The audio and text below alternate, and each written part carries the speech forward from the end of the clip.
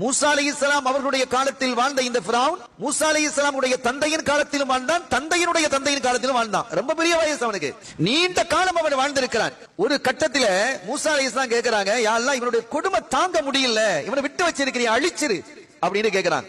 அல்லாஹ் சொன்னான், அவன் அழிக்கப்பட வேண்டியவன், அவன் ஒழிக்கப்பட வேண்டியவன், அவன் இல்லாமல் ஆக்கப்பட வேண்டியவன், தண்டிக்கப்பட வேண்டியவன் தான் மூசா. நீண்ட காலம் அவனுக்கு கொடுத்திருக்கிறேன், அவன் திருந்தல்ல, ஒரே ஒரு காரணத்திற்காக நான் அவனை விட்டு வச்சிருக்கிறேன். என்ன காரணம் ரப்பேன்னு மூசா அலைஹிஸ்ஸலாம் கேட்கிறாங்க.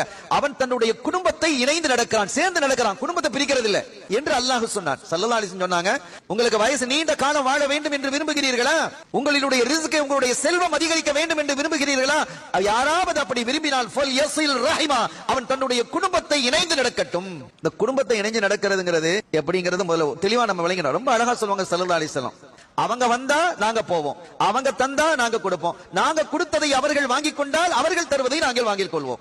இது பிசினஸ் இல்லையா, இது ஒரு வியாபாரம், ஒன்னு கொடுத்து ஒன்ன வாங்குறது. எவ்வளவு அழகா சொல்றாங்க. அப்படி இருக்க கூடாது. அவர்கள் தரவில்லை என்றாலும் நீங்கள் கொடுங்கள், அவர்கள் அழைக்கவில்லை என்றாலும் நீங்கள் போங்கள், அவர்கள் உங்களை ஏசினாலும் அவர்களை நீங்கள் வாழ்த்துங்கள், அவர்கள் உங்களுடைய வீட்டுக்கு வர முடியாது என்று சொன்னாலும் நீங்கள் அவர்கள் அழைக்காத போது அவங்க வீட்டுக்கு போங்கிறாங்க. நமக்கு உத்தரவிடுவது ஸல்லல்லாஹு அலைஹி வஸல்லம். கேட்கணும், நம்முடைய பயணம் என்பது ஆகிரத்தை நோக்கி, சூனத்தை நோக்கி, ஜன்னத்தை நோக்கி இருக்க.